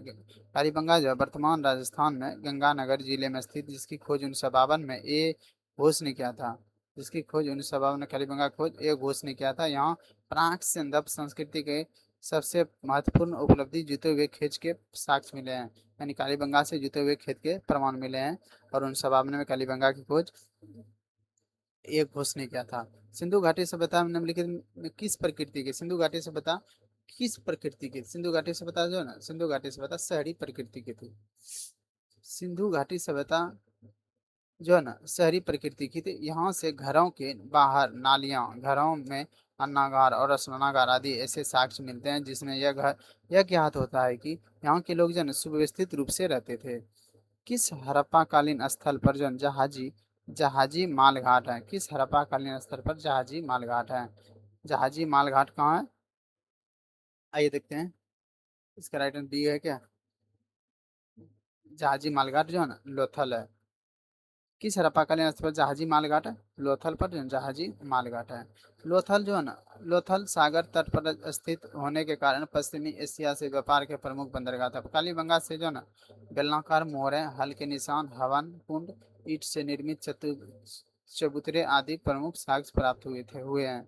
और मोहनजोदड़ो से प्राप्त पशुपति की मोहरें पर निम्न में से कौन सा पशु उत्कीर्ण नहीं है? ये जो मोहनजोदड़ो से जो ना हाथी का गेंडा, बाघ उत्कीर्ण नहीं है। मोहनजोदड़ो से प्राप्त पशुपति मोहर पर कौन सा पशु उत्कीर्ण नहीं है? बैल उत्कीर्ण नहीं है। ठीक है, बैल उत्कीर्ण नहीं है। बाकी मोहनजोदड़ो से हाथी मिले हैं, बाघ मिले हैं, गेंडा मिले हैं। मोहनजोदड़ो से प्राप्त पशुपति की मोहरों पर जन दाई बाई और गेंडा तथा भैंसा तथा दाई और हाथी और व्याघ्र और हिरण प्राप्त हुए हैं, पर इस मोहर पर बैल का अंकन नहीं है। मार्शल ने इसे आद सिद्ध बना बताया। यानी मार्शल ने इसे आज सिद्ध बताया। यानी याद रखना है मोहनजोदड़ो से जो है ना दोस्तों बैल का नहीं मिला है जानकारी। निम्नलिखित में से किस स्थान पर जो है ना बृहद स्नानागार के अवशेष प्राप्त हुए हैं? निम्नलिखित में से किस स्थान पर बृहद स्नानागार के जो है ना अवशेष प्राप्त हुए हैं? बृहद स्नानागार जो है ना मोहनजोदड़ो से प्राप्त हुए हैं। स्नानागार, बृहद स्नानागार मोहनजोदड़ो का सर्वाधिक उल्लेखनीय स्मारक है, जो उत्तर दक्षिण तक 54.86 मीटर तथा पूर्व पश्चिम तक 33 मीटर है और 11.8 मीटर लंबा तथा 7.1 मीटर चौड़ा और 2.44 मीटर गहरा है। इसके उतरने के लिए उत्तर तथा दक्षिण की ओर सीढ़ी बनी है। मार्शल ने इसे तत्कालीन विश्व का एक आश्चर्यजनक निर्माण बताया। मार्शल ने इसे तत्कालीन विश्व का एक आश्चर्यजनक निर्माण बताया। अग्रांकित नेक्स्ट है, अग्रांकित में कौन सा युग्म सम्मिलित है? अग्रांकित में कौन सा युग्म सम्मिलित है? ये याद रखना। सुरकोटदा जो घोड़े के अवशेष, सुरकोटदा से क्या मिला? घोड़े के अवशेष मिले, यही सही है। बाकी गलत है दोस्तों। ठीक है। हड़प गुजरात के कच्छ जिले में स्थित सुरकोटदा की सबसे प्रमुख उपलब्धि घोड़े के कुछ हड्डियों का पाया जाना। ठीक है, घोड़े के अवशेष सुरकोटदा जो ना गुजरात के जिले में कच्छ जिले में स्थित सुरकुर्ता की सबसे प्रमुख उपलब्धि है घोड़े के कुछ हड्डी का पाया जाना। यह नगर जो है ना दो दुर्गीकृत भागों यानी गढ़ी तथा आवास क्षेत्र में विभाजित है। यहाँ से पत्थर के नीचाई वाले भवनों का साक्ष्य मिला है। यहाँ से कलश समाधान का भी उदाहरण हमें प्राप्त होता है। निम्न में किस नदी के तट पर मोहनजोदड़ो की खुदाई संपन्न हुई थी? यानी किस नदी के तट पर मोहनजोदड़ो की खुदाई संपन्न हुई थी? ये जो है सिंधु मोहनजोदड़ो सिंधु नदी के किनारे ही अवस्थित है, इसलिए ऑटोमेटिक इसका आंसर हो जाएगा सिंधु नदी के किनारे खुदाई संपन्न हुई थी। मोहनजोदड़ो सिंध के लड़काना जिले में सिंधु नदी के दाएं तट पर स्थित है मोहनजोदड़ो। ठीक है, मोहनजोदड़ो कहाँ है? सिंधु नदी के दाएं तट पर स्थित। इसकी खोज सर्वप्रथम 1922 में रखाल दास बनर्जी ने किया था। इसकी खोज 1922 में रखाल दास बनर्जी ने किया था। मोहनजोदड़ो से प्राप्त महत्वपूर्ण साक्ष्य मिले हैं। मोहनजोदड़ो से क्या क्या मिले? आइए, विशाल स्नानागार, विशाल अन्नागार और महाविद्यालय भवन और कांसे की नृत्य नारी की मूर्ति, कांसे के नृत्य करते हुए नारी की मूर्ति और पुजारी की मूर्ति यानी पुजारी यानी योगी की मूर्ति और मुद्रा पर अंकित पशुपतिनाथ शिव की मूर्ति, और मुद्रा पर अंकित पशुपतिनाथ शिव की मूर्ति मिले, और कुम्हारों के 6 भंडे मिले, कुम्हारों के 6 भंडे तथा सूती कपड़ा, यानी कुम्हारों के 6 भंडे तथा सूती कपड़ा मिले हैं। हाथी का कपाल का खंड मिला, हाथी के कपाल का खंड मिला है मोहनजोदड़ो से। गले हुए तांबे के ढेर प्राप्त हुए हैं, गले हुए तांबे के ढेर प्राप्त हुए हैं मोहनजोदड़ो से। और सीपी की बनी हुई पटरी एवं गीली मिट्टी के कपड़े के साक्ष्य मिले हैं, यानी सीपी की बनी हुई पटरी एवं गीली मिट्टी के कपड़े के साक्ष्य प्राप्त हुए कहाँ से? मोहनजोदड़ो से। इतना इतना चीज मोहनजोदड़ो से प्राप्त हुआ, याद रखना। हड़प्पा की ईंट का माप क्या था? हड़प्पा की ईंट का माप क्या था? हड़प्पा की ईंट का माप था दोस्तों 1:2:4। ये बी होना चाहिए। आइए देखते हैं हम सब, बी ये राइट आंसर। आदि ऐतिहासिक संस्कृति के महान केंद्र हड़प्पा की खोज राय बहादुर राय साहनी यानी दयाराम साहनी ने 1921 में हड़प्पा की खोज की। इस सभ्यता में जो ईंटों का आकार की माप का निश्चित अनुपात में थी। हड़प्पा सभ्यता की पकी हुई और निश्चित अनुपात 4:2:1 थे, पर या यानी 4:2:1 बोल सकते हैं, या 1:2:4 बोल सकते हैं। ठीक है, उल्टा के बोल सकते हैं या सीधा बोल सकते हैं, जो सुमेरियन सभ्यता के विभिन्न आकार प्रकार के ईंटों से अलग थी। ठीक है, नेक्स्ट क्वेश्चन से पहले बस इतना ही बोलेंगे दोस्तों, आप स्टेट के लिए निश्चित रहिए। आप स्टेट के लिए जो ना एसटीटी के लिए आप निश्चित रहिए, पेपर 1 हो पेपर 2 हो, खास कर बस इतना है कि आपका सब्जेक्ट हिस्ट्री होना चाहिए। आपका सब्जेक्ट हिस्ट्री होना चाहिए। आपका जो बुक है, आप जो बुक पढ़ रहे हैं, इससे आपका 70% क्वेश्चन फिक्स है लड़ेगा। इतना डिटेल दिया गया है दोस्तों, इससे बाहर जाने का चांस ही नहीं है। 100 का बारे में बस चर्चा कर रहे हैं। 100 प्रश्न में 70 प्रश्न आपकी तैयारी, 70 प्रश्न की तैयारी इतना होगा कि आप आराम से 70 नंबर इससे आप उठा सकते हैं। बस अच्छी प्रकार से इसका ध्यान से पूर्वक आप तैयारी अच्छी प्रकार से देख लेते हैं, इस वीडियो को अच्छी प्रकार से समझ लेते हैं, तो आपकी तैयारी इससे निश्चित हो जाएगी। क्योंकि ये जो व्याख्या दिया गया है दोस्तों, ये व्याख्या बहुत इंपॉर्टेंट है। व्याख्या से एक प्रश्न नहीं 20 प्रश्न बनेंगे। 20 प्रश्न की जानकारी मिलती है हर एक क्वेश्चन में, और दूसरे क्वेश्चन में ये रिपीट होता है। इससे आपकी क्या होती है, पहले जो पढ़े हैं उससे रिवीजन भी होगा और अच्छे प्रकार से याद हो जाएगा। इसको 1 से 2 बार अगर देख लेते हैं, एक बार में देखिए नॉर्मल मोड में, उसके बाद अगर जब लास्ट एग्जाम आ जाए तो उसको 2x के मोड में करके रिवीजन कर लीजिए। आपकी गारंटी है आप हिस्ट्री से सवाल इसमें आपके नहीं छूटेंगे, क्योंकि चैप्टर वाइज चल रहा है। अभी हम सब हड़प्पा से संबंधित पढ़ रहे हैं, उसके बाद मौर्य काल जाएगा नेक्स्ट टॉपिक। क्योंकि अभी हम सब को लगभग जितने भी प्रश्न है इसमें, इस बुक में जितने भी प्रश्न हैं, टोटल के टोटल यानी 3000 प्रश्न से कम नहीं है। सभी के सभी प्रश्न हम इसको पूरा कराएंगे, और जितने हैं लास्ट शुरू किए हैं उसके लास्ट टॉपिक तक नहीं छोड़ेंगे। इसीलिए पेपर 1 हो पेपर 2 हो, खास करके आपका हिस्ट्री अगर सब्जेक्ट में है तो आप निश्चित रहिए। और आप टेलीग्राम से जुड़ सकते हैं। टेलीग्राम से जुड़ने के लिए आपको कुछ नहीं, बस बीपीएससी जो चैनल का नाम है बीपीएससी नीति सैम, बस वही सैम नाम है। टेलीग्राम पे आप सर्च कीजिए बीपीएससी नीति, आपको मिल जाएगा। और सेम लोगो जैसा लोगो यूट्यूब पे है वैसा ही इस पे है। बस इसमें जानकारी अपडेट आपको मिलते रहेंगे, छोटे छोटे जितने भी अपडेट होंगे, और करंट से रिलेटेड भी इसमें पीडीएफ सब अपलोड करेंगे, और बुक से रिलेटेड भी जो जो इसमें पढ़ाया जाता है चैनल पे सभी उसमें पीडीएफ को अपलोड किया जाएगा। ठीक है, आइए हम सब मिलते हैं अब अपने नेक्स्ट क्वेश्चन 158 से संबंधित देखते हैं। यानी कि किसने सिद्ध किया कि हड़प्पा के लोगों में एक समान दफनाने की पद्धति थी? ये किसने सिद्ध किया था? पहला देखते हैं, जमीन में गड़े हुए मुर्दों के सिर हमेशा उत्तर की दिशा की ओर होते थे। सही है। मुर्दों को दफनाते समय आमतौर पर चीज़ों को इस्तेमाल करते थे। मुर्दों को दफनाते समय आमतौर पर चीज़ों का इस्तेमाल करते थे। चीज़ों का इस्तेमाल करते थे, यानी जो जिनकी दफन जिनकी सबको दफनाया जाता उनके सामान की चीज़ों जो होती थी उनको भी उसमें दे दिया जाता था। ठीक है, जमीन में गड़े हुए मुर्दों के सिर हमेशा उत्तर दिशा की ओर और तथा दफनाते समय आमतौर पर उसकी निजी वस्तुओं को उनके साथ दफना दिया जाता था। इन इसने यह सिद्ध किया कि हड़प्पा के लोगों में एक समान दफनाने की पद्धति थी। ठीक है, इसका राइट आंसर होगा सी दोस्तों, दोनों सही। आइए, इनमें से कौन सा लोथल और चंद्रुओं में स्थित हड़प्पा बालों के अत्यंत महत्वपूर्ण उद्यम है? यानी हड़प्पा, इनमें से कौन सा लोथल और चंद्रुओं में स्थित हड़प्पा बालों के अत्यंत महत्वपूर्ण उद्यम है? ये हो जाएगा मणि मणि निर्माण। ठीक, मणि निर्माण। मणि निर्माण लोथल और चंद्रद्रोह में हड़प्पा वालों का प्रमुख उद्यम है। मणि निर्माण जो है लोथल और चंद्रद्रोह में हड़प्पा वालों के प्रमुख उद्यम है। निम्नलिखित में से निम्नलिखित में से सर्वप्रथम पाकिस्तान के चोलिस्तान के रेगिस्तान में सरस्वती नदी के शुष्क तल पर बड़ी संख्या में संदर्भ स्थल खोजने वाला कौन था? बड़ी संख्या में संदर्भ स्थल खोजने वाला कौन था? ये रफीक मुगल थे, है ना, रफीक मुगल थे। रफीक मुगल जो है ना, चोलिस्तान रेगिस्तान वर्तमान पाकिस्तान के पंजाब प्रांत के दक्षिण भाग में स्थित है, जो थार रेगिस्तान का ही एक भाग है। रफीक मुगल ने जने रफीक मुगल ने यहाँ बड़ी संख्या में संदर्भ स्थल खोजे थे। निम्नलिखित में से किस संदर्भ स्थल का नगर जन तीन भागों यानी गढ़ी मध्य और निचला नगर में विभक्त था? किसका? धौलावीरा का। धौलावीरा का जो है ना तीन भागों में संदर्भ स्थल थे, गढ़ी में था, मध्य में था और निचला नगर में। धौलावीरा वर्तमान गुजरात के कच्छ जिले के भचाऊ तालुका में स्थित है। 1990-91 में इसकी खुदाई जो आर एस बिष्ट ने किया था। इसकी 90-91 में धौलावीरा की खोज है ना, ये धौलावीरा गुजरात में, पहली बात गुजरात याद रखना। और इसकी खुदाई जो है ना 1991 90-91 में आर एस बिष्ट ने किया था। इसकी खुदाई आर एस बिष्ट ने किया था। यह संदर्भ सभ्यता का सबसे बड़ा स्थल माना जाता है। यह संदर्भ सभ्यता का सबसे बड़ा स्थल धौलावीरा धौलावीरा संदर्भ स्थल का नगर जन तीन भागों यानी गढ़ी में था, मध्य में था एवं निचला नगर में विभक्त था। ठीक है।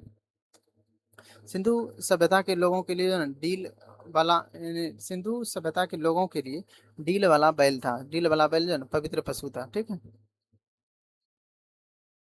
संदर्भ के धर्म ज्ञान के लिए मुख्य रूप से मुद्राओं की छोटी छोटी मूर्तियों का पसान प्रतिमाओं आदि के प्रमाण पर ही निर्भर रहना पड़ता है। सिंधु सभ्यता में जन पशु पूजा प्रचलित थी। इसमें गेंडा बैल चीता भैंसा बुकरदार बैल आदि प्रमुख है। इसमें कबूतरदार बैल के पवित्र पशु के रूप में उपासना होती थी। सिंधु सभ्यता सिंधु सभ्यता काल के लोग घर बनाते थे। सिंधु सभ्यता काल के लोग जो है घर बनाते थे किसकी?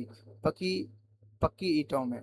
यानी सिंधु सभ्यता काल के लोग जो है घर बनाते थे पक्की ईंटों से। सिंधु सभ्यता काल के लोग जो है घर बनाते थे पक्की ईंटों से। संदर्भ सभ्यता नगरीय और कांस्य युगीन सभ्यता। संदर्भ सभ्यता जो है ना नगरीय एवं संदर्भ सभ्यता नगरीय और कांस्य युगीन सभ्यता थे। यहाँ के मकान नलियों और स्नानागिरी अच्छी तरह से पकाई गई ईंटों की सहायता से बनते थे।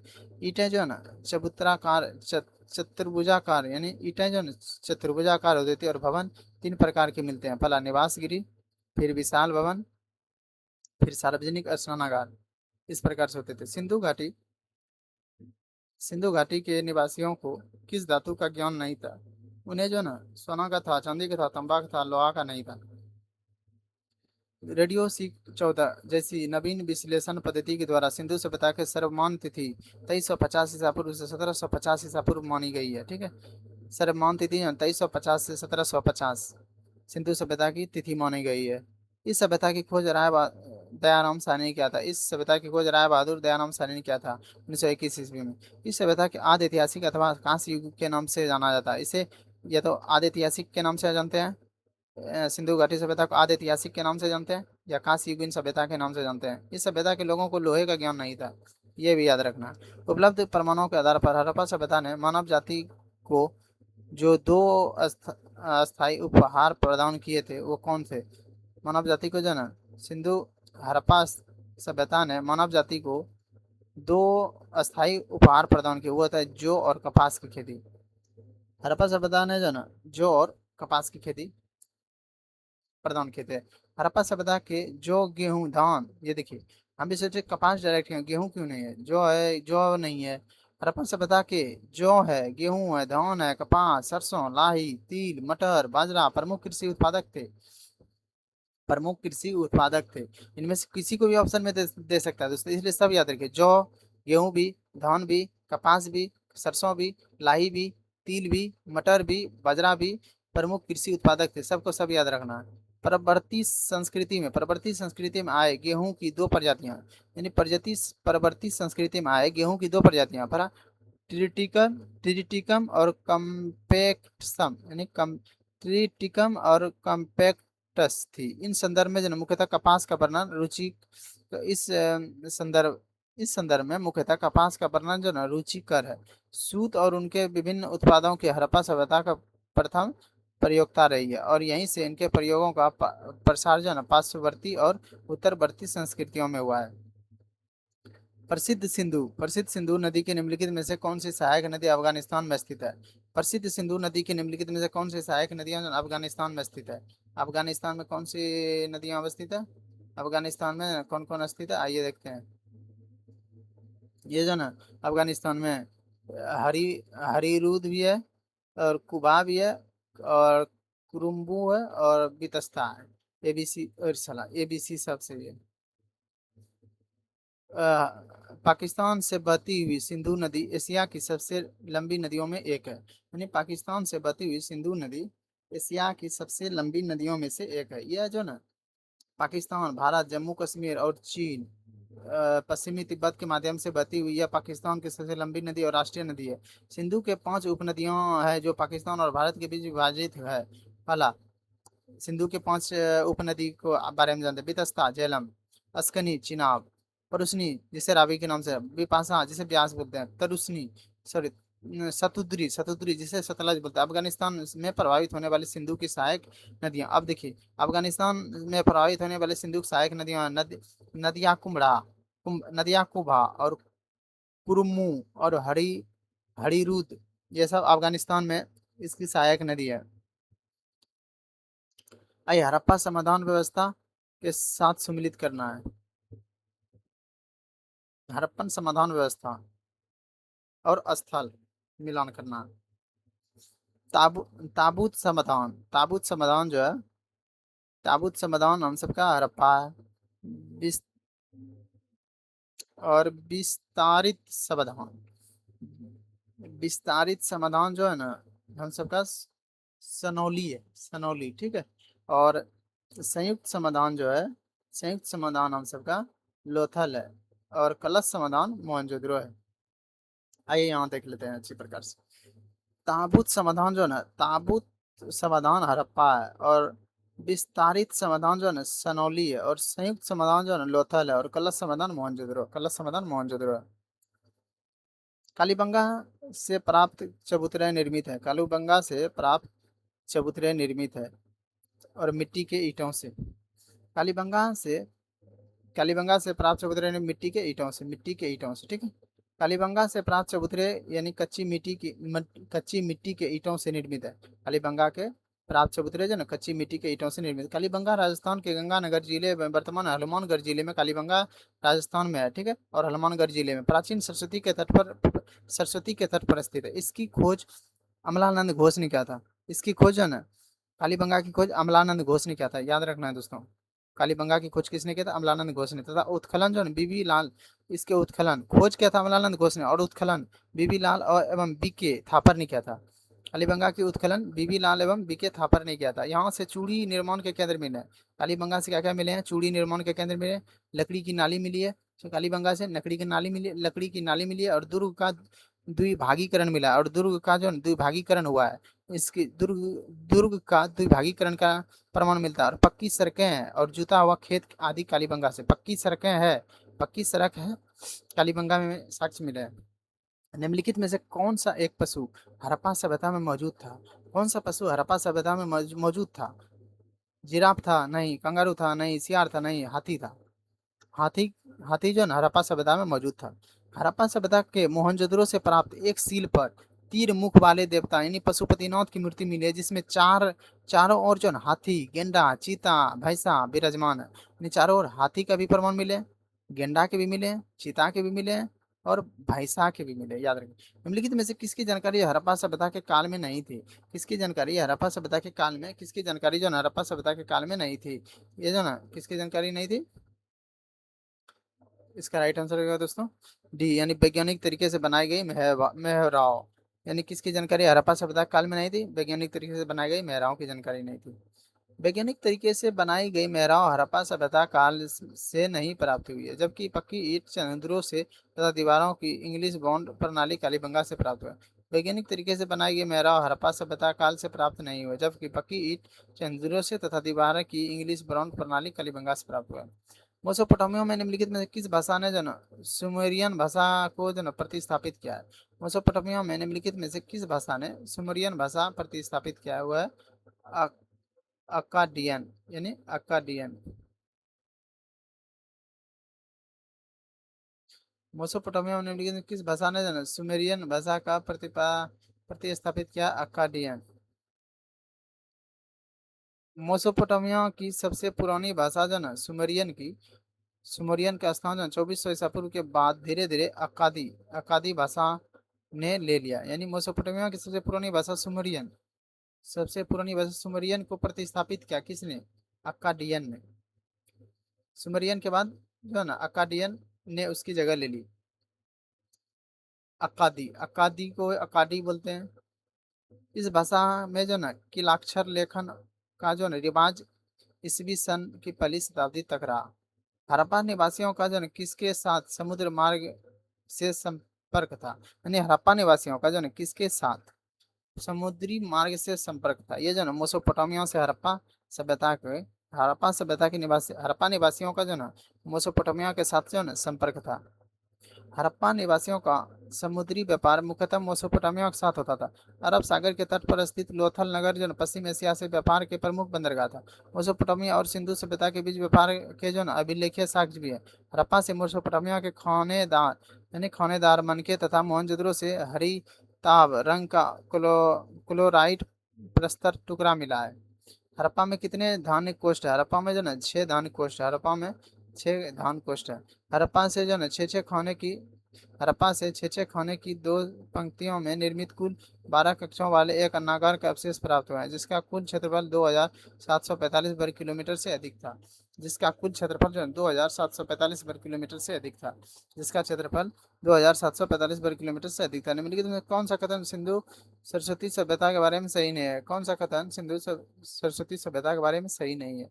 ये उनका व्यापार जो मेसोपोटामिया चीन और रोम से भी होता था। उनका व्यापार मेसोपोटामिया चीन और रोम से होता था, ये गलत है। सिंधु, ठीक है। सिंधु घाटी सभ्यता या सिंधु सरस्वती सभ्यता का विकास? सिंधु घाटी सभ्यता बोलिए या सिंधु सरस्वती सभ्यता बोलिए, एक ही नाम है, याद रखना। सिंधु नदी के किनारे फली फूली इसके अधिकांश स्थल जो है ना हाकड़ा घग्गर नदी में पाए गए, जिसका यह सभ्यता अधिक उपजाऊ एवं समृद्ध रही। सभ्यता में गेहूं और जौ उनके प्रमुख खाद्यान्न थे। इसके अलावा मटर, तिल, सरसों, बाजरा, ज्वार थे। इनके जानवरों में भैंस होते थे, बैल, गधा, गाय, बकरी, गाती, कुत्ता भी था। मन का बनाया बनाया मन का बनाना यहाँ के विकसित उद्योग था। इस प्रश्न में सिंधु सभ्यता का व्यापार मेसोपोटामिया से होता था। चीन एवं रोम से व्यापार की उपस्थिति का कोई वर्णन नहीं प्राप्त होता है। सिंधु घाटी सिंधु घाटी की सभ्यता, सिंधु घाटी की शासन व्यवस्था, सिंधु घाटी की शासन व्यवस्था कैसी थी? सिंधु घाटी की शासन व्यवस्था जो है ना, आइए देखते हैं, ओलिगार्की थे। आइए देखते हैं, बी नंबर है ओलिगार्की। हाँ, ओलिगार्की ही है। सिंधु घाटी शासन की व्यवस्था जो ओलिगार्की थी। आइए, सिंधु घाटी सभ्यता के शासन व्यवस्था जन ओलिगार्की, यानी ओलिगार्की का अर्थ होता है धनवान, अभिजात वर्ग का वाणिक वर्ग। Doctor doctor R N Sharma के अनुसार सिंधु सभ्यता के लोगों ने जो है सबसे अधिक ध्यान जो है वाणिज्य और व्यापार की ओर दिया। अतः हड़प्पा या सिंधु सभ्यता का शासन वाणिक वाणिक वर्ग यानी ओलिगार्की के हाथों में था। औद्योगिक अधोलिखित कलाकृतियों में कौन सी मोहनजोदड़ो से प्राप्त नहीं हुई? अधोलिखित कलाकृतियों में अधो अधो अधोलिखित कलाकृतियों में कौन सी मोहनजोदड़ो से प्राप्त नहीं हुआ? कौन नहीं हुआ? पशुपति मोहर प्राप्त हुआ है, बैठी हुई बलुआ पत्थर का पुरुष धन नहीं हुआ है, और बैठी मुद्रा में पुरुष मूर्ति अथवा पुरोहित मिले हैं, कांस्य नर्तकी, ये सब मिले हैं मोहनजोदड़ो से। बी नंबर इसका राइट आंसर है, क्योंकि बी नहीं है। मोहनजोदड़ो सिंध के लड़काना जिले में मोहनजोदड़ो कहाँ है? सिंध के लड़काना जिले में स्थित सिंधु नदी के किनारे है मोहनजोदड़ो, ये याद रखना है। दाएं तट पर स्थित है, इतना याद रखिए। इसकी खोज 1922 में दयाराम बनर्जी ने किया था, इनको भी याद रखें। यह सिंधु सभ्यता का सबसे विशाल और सबसे समृद्ध नगर तथा सर्वाधिक महत्वपूर्ण केंद्र है। इसकी खुदाई से प्राप्त अवशेष, जिसमें बेलनाकार मोहरें मिली है मोहनजोदड़ो में, और प्रस्तर की योगी मूर्ति मिली है, तथा मुद्रा पर अंकित पशुपतिनाथ मिले हैं, अर्थात शिव शिव अंकित है। इस अवशेषों से कांस्य नर्तकी भी प्राप्त हुए। पूर्वोक्त प्रश्न में बलुआ पत्थर का पुरुष धर मोहनजोदड़ो में नहीं बल्कि हड़प्पा सभ्यता से प्राप्त हुआ है। निम्नलिखित में से किस हड़प्पा बस्ती में जो डॉकयार्ड का पहला प्रमाण मिला है? डॉकयार्ड का पहला प्रमाण जो लोथल से मिला है। डॉकयार्ड का पहला प्रमाण जो डॉकयार्ड का पहला प्रमाण लोथल से प्राप्त हुआ है, याद रखिएगा। लोथल जो है ना कहाँ है? गुजरात में है। और सरगवल गांव के पास साबरमती और इसकी सहायक नदी भगवा नदी के बीच खंबात की खोड़ी में स्थित है लोथल। इसकी इसकी खोज 1954-55 में एस आर राव ने किया था। इसकी खोज लोथल की खोज 1954-55 में एस आर राव ने किया था। यहाँ से जो ना बहुचर्चित बंदरगाह यानी डॉकयार्ड, बहुचर्चित लोथल से जो डॉकयार्ड की खोज, डॉकयार्ड की प्राप्ति हुई तथा गोदीबाड़ा मिला है। लोथल से ही डॉकयार्ड मिले हैं तथा गोदीबाड़ा मिले हैं, जो इस स्थल के पूर्वी सिरे पर स्थित है। यहाँ विश्व के प्राचीनतम ज्ञात गोदीबाड़ा है, ठीक है। लोथल की सबसे महत्वपूर्ण उपलब्धि जो ना पक्की ईंटों का बना हुआ, यानी लोथल से जो ना सबसे महत्वपूर्ण उपलब्धि मिला है, यहाँ से जो ना पक्की ईंट मिला है, यहाँ से पक्की हुई ईंट ईंट की प्राप्ति हुई है। विशाल आकार का जो एक घेरा है, विशाल आकार का घेरा है, 214 × 36 मीटर है, ठीक है। यह ये घेरा जो ना जिसे राव महोदय ने जहाजों की गोदी यानी डॉकयार्ड बताया, ठीक है। लोथल से डॉकयार्ड मिले, अच्छी प्रकार से याद रखना। आईबीसी में निम्नलिखित में से किस स्थान से जो ना पुरातत्व संबंधी निष्कर्षों से पता चलता है कि कुशल मानक शिल्पकार द्वारा जो ना 7002 BC तक दंत चिकित्सा का अभ्यास किया गया है। कहाँ से? महरगढ़ से। यानी आईबीसी के निम्नलिखित में से किस स्थल से पुरातत्व संबंधी निष्कर्ष से पता चलता है कुशल मानक शिल्पकार द्वारा 2007 बीसी में तक दंत चिकित्सक का अभ्यास किया जाता था। मेहरगढ़ से मिला है, ठीक है। वर्तमान समय बलूचिस्तान प्रांत के मेहरगढ़ में पुरातत्वविदों ने पाया है कि हड़प्पा काल के सिंधु घाटी सभ्यता के लोगों को चिकित्सा और दंत चिकित्सा का ज्ञान था। मोहनजोदड़ो के लोगों, सिंधु घाटी की सभ्यता के लोगों को शारीरिक मानक विज्ञान, जिन्हें मिसूरी विश्वविद्यालय से प्रोफेसर इंडिया क्यूसिना क्यूसिन इंडिया क्यूसिनो की परीक्षा ने इस समय खोज की, जब वह पुरुषों में से एक से दांत साफ करा रहे थे। बाद में उसी क्षेत्र में किए गए शोध में पाया गया कि दांतों का 7000 ईसा पूर्व में डेंटिंग किया गया है। तकनीकी रूप से लिखित साक्ष्य के रूप में वर्गीकृत नहीं किया गया, ठीक है। ये सिंधु घाटी सभ्यता के मेहरगढ़ से प्राप्त हुए हैं, याद रखना। हड़प्पा हड़प हड़प्पा छवियों और लेखन के मुख्य स्रोत कौन सा था? हड़प्पा छवियों और लेखन का मुख्य स्रोत कौन सा है? इसका मोहर। हड़प्पा छवियों और लेखन का मुख्य स्रोत मोहर है। सिंधव लिपि और सिंधव धर्म की अधिकतम जानकारी जो मोहरों से प्राप्त होती है। मोहरों को ही हड़प्पा संस्कृति के सर्वोत्तम कला कृतियां माना गया। मोहरों पर सर्वाधिक अंकन पीतल का, उसके बाद एक श्रृंगी पशु का, इसके बाद हाथी और बाघ और बारहसिंगा, मगरमच्छ, भैंसा, गेंडा, सांड आदि का अंकन हुआ है। इस पर जो गाय, घोड़ा, ऊंट का अंकन नहीं हुआ है। मोहरों का प्रयोग जो व्यापार वाणिज्य में अनुबंधों से संबंधित दस्तावेज तथा व्यापारिक गांठों पर छाप लगाने हेतु होता था। सिंधु की सहायक नदी का नाम बताइए, जो हड़प्पा सभ्यता के तुरंत बाद सूख गई। इसके अवशेषों का वार्षिक इसके अवशेषों को जो वार्षिक बाढ़ से बचाती रही। सिंधु की सहायक नदी के नाम बताइए, जो हड़प्पा सभ्यता के तुरंत बाद सूख गई। इसके अवशेषों को वार्षिक बाढ़ से बचाती है। वह हकड़ा नदी, याद रखिएगा। ऋग्वेद के साक्ष्य के आधार पर कुछ विद्वान सरस्वती नदी के इर्द गिर्द ही हकड़ा नदी के प्रवेश मानते हैं, ठीक है। सरस्वती नदी के इर्द गिर्द ही हकड़ा नदी का प्रवेश मानते हैं, लेकिन सरस्वती नदी की पहचान बहुत ही पुरातत्वविदों ने घग्गर और हकड़ा नदी से की है। इस समय तक आर्यों का फैलाव भारत की भूमि पर होना शुरू हुआ। ये नदी सूख चुकी थी। इस क्षेत्र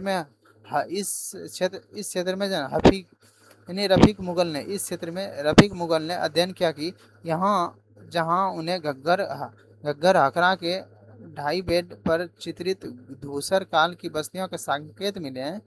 ढाई बेड पर चित्रित धूसर काल के बस्तियों के संकेत मिले हैं। इस प्रकार चोलिस्तान मरुस्थल हकड़ा पीठ के पूर्वी और दक्षिण में स्थित है।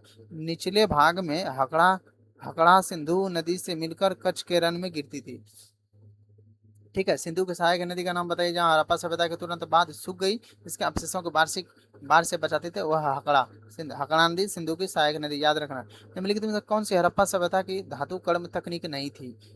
कौन सी हड़प्पा सभ्यता की धातु कर्म की तकनीक नहीं थी? वह हाइड्रो मेटलर्जी हाइड्रोमेटलर्जी हाइड्रोमेटलर्जी में अयस्क सांद्र और पुनर पुनर्नवीकरण या अवशिष्ट सामग्री से धातुओं की वसूली के लिए जलीय रसायन का उपयोग शामिल है। इस प्रक्रिया का उपयोग कम इलेक्ट्रोपॉजिटिव या कम प्रतिक्रियाशील धातुओं के निष्कर्षण में किया जाता है। यह तकनीकी नवीन सदी के तकनीक है जो हड़प्पा सभ्यता की धातुकर्म तकनीक नहीं थी। इस सभ्यता में धातु को पीट कर या दो पत्थर के टुकड़े से सांचे या उथली ढुलाई के माध्यम से प्रयोग किया गया है। इनमें से किस हड़प्पा स्थल पर जो है नालियों और जलाशयों और जल संचयन संचयन के माध्यम से जो है परिष्कृत परिष्कृत जल संरक्षण की खोज की गई है वह धौलावीरा। इनमें से किस हड़प्पा स्थल पर जो है नालियों और जलाशयों और जल संचयन के माध्यम से परिष्कृत जल संरक्षण की खोज की गई है वह धौलावीरा। धौलावीरा गुजरात के कच्छ के रण में मनहर और मानसर नदियों के मध्य खादीर द्वीप पर स्थित है। इसकी खोज है ना 1967-68 में डॉक्टर जगपति जोशी ने की। धौलावीरा से उत्कृष्ट जल प्रबंधन जो है वाटर हार्वेस्टिंग हार्वेस्टिंग के प्रमाण मिले। मनसर और मानसर नदियों के संगम पर डैम बनाकर जल संग्रह किया जाता है। वर्षा जल का भी संग्रहण किया जाता है। 31 से 32 सीढ़ियां युक्त जलाशय विशेष उल्लेखनीय है कि पत्थर को काट कर जलाशय निर्माण के प्राचीनतम साक्ष्य यहीं से मिला है। ठीक है।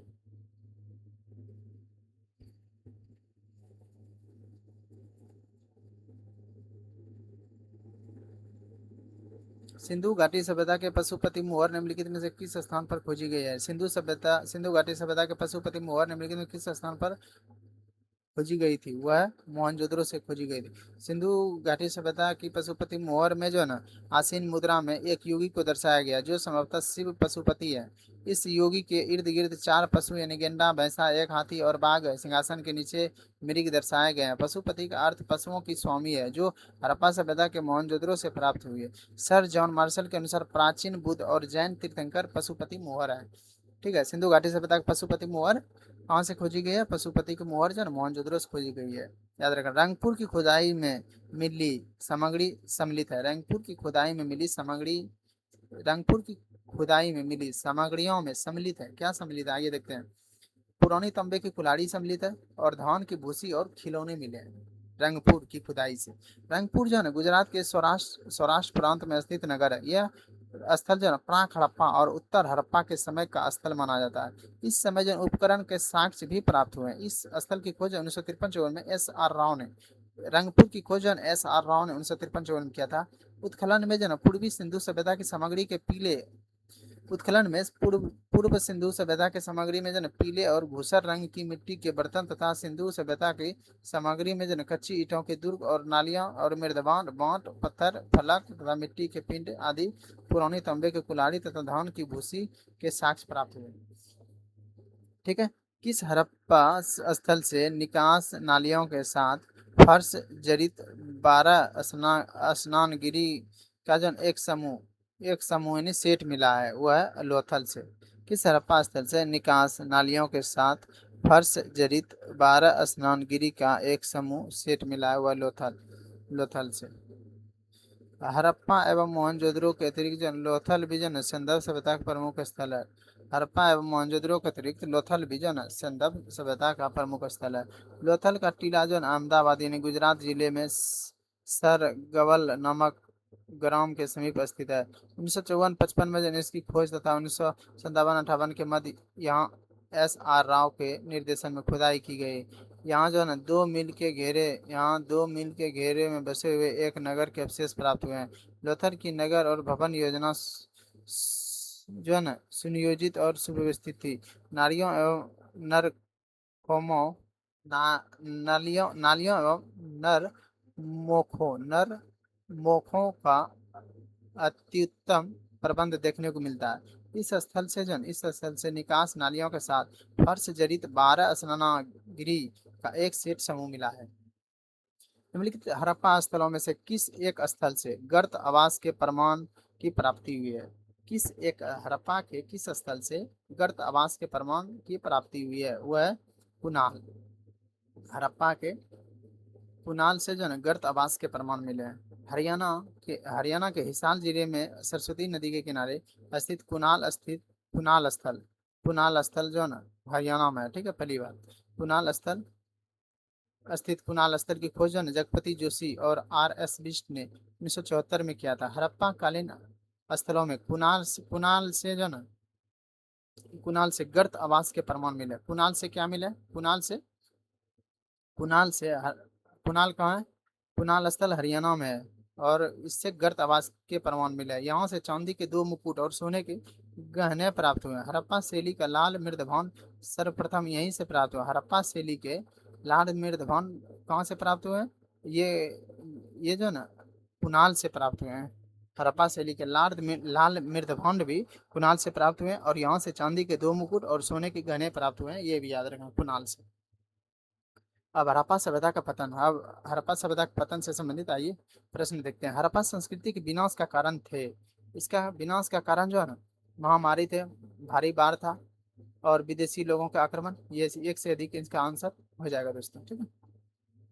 हड़प्पा सभ्यता संस्कृति का विनाश के कारणों को लेकर विद्वानों में मतभेद है। गार्डन चाइल्ड यानी मॉर्टिमर, यानी व्हीलर यानी स्टूवर्ट, पिगट आदि विद्वानों के अनुसार हड़प्पा संस्कृति के विनाश बाह्य आक्रमण के कारण हुआ है। जबकि प्रसिद्ध भूतत्व वैज्ञानिक एम एम आर साहनी के विचार है एम आर साहनी की विचार है कि संदर्भ नगरों के विनाश भारी बाल यानी जल प्रवल प्रवावन के कारण हुआ है। और के यू आर कैनेडी ने मोहनजोदड़ो से प्राप्त नर कंकालों के परीक्षण करने के पश्चात यह निष्कर्ष दिया है कि संदर्भ संस्कृति के विनाश जो है ना, मलेरिया महामारी जैसे प्राकृतिक आपदाओं के कारण हुआ था। हड़प्पा के लोगों पर जो है हड़प्पा के लोगों पर सैनिक हमला हड़प्पा के लोगों पर सैनिक हमला अथवा सामूहिक विध्वंसक वारदात हुई होगी। इस प्रकार व्हीलर ने किसमें जो है ना, किसमें मोहनजोदड़ो में अस्थि पंजर को देखने के बाद कहा था। मोहनजोदड़ो में जो है ना, अस्थि पंजर को देखने के बाद कहा था। ये बात हड़प्पा के लोगों पर सैनिक हमला अथवा सामूहिक विध्वंसक वारदात हुए होंगे। इस प्रकार व्हीलर ने कैसे बोला था? व्हीलर ने मोहनजोदड़ो में जो ना, व्हीलर ने क्यों बोला? क्योंकि व्हीलर ने मोहनजोदड़ो में अस्थि पंजर को देखा था, ठीक है। मोहनजोदड़ो में अस्थि पंजर देखने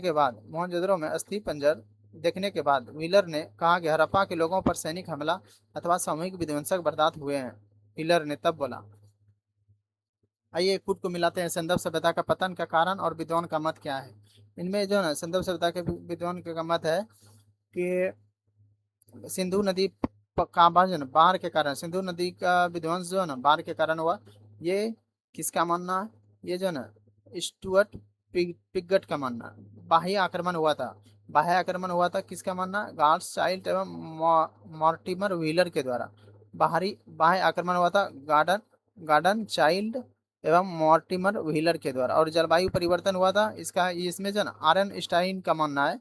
are N R R L Stein का मानना है आर एन स्टाइन का मानना है कि जलवायु परिवर्तन हुआ था सिंधु घाटी सभ्यता में, ठीक है। तब उसके अंत हुआ था। भूतात्विक परिवर्तन हुआ था, ये जो ना राइक्स और देल्स राइक्स और देल्स के अनुसार भूतात्विक परिवर्तन हुआ था।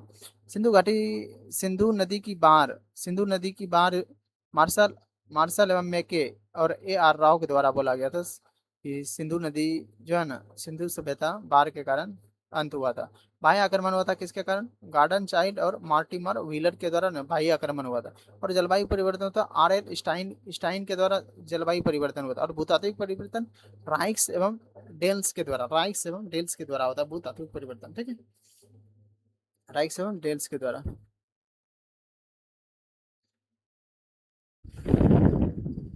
आइए थोड़ा सा और हम सबका है। सिंधु घाटी की सभ्यता के पतन के संबंध में निम्नलिखित दिए गए ढंग सुमिलित है। क्या है सुमिलित? आइए, गार्डन के अनुसार जो है ना, गार्डन जो है ना विदेशी आक्रमण, सही बोला है। और स्टेइन ऑरेल स्टेइन जो है ना, जलवायुगत परिवर्तन। और डेलेस जो है ना भौगोलिक घटनाक्रम। और बी एन मिश्र जो है ना भू भूगर्भिक स्तरीय परिवर्तन। डेगल जो है ना भौगोलिक घटना स्थल, जलवायु परिवर्तन, विदेशी आक्रमण। सिंधु घाटी के पतन के लिए जो है ना विद्वान ने भिन्न भिन्न मत प्रकट किए हैं। गार्डन चाइल्ड और मॉर्टिमर व्हीलर ने बाह्य आक्रमण बोला। गार्डन चाइल्ड और मॉर्टिमर व्हीलर ने जो है ना बाह्य आक्रमण बोला।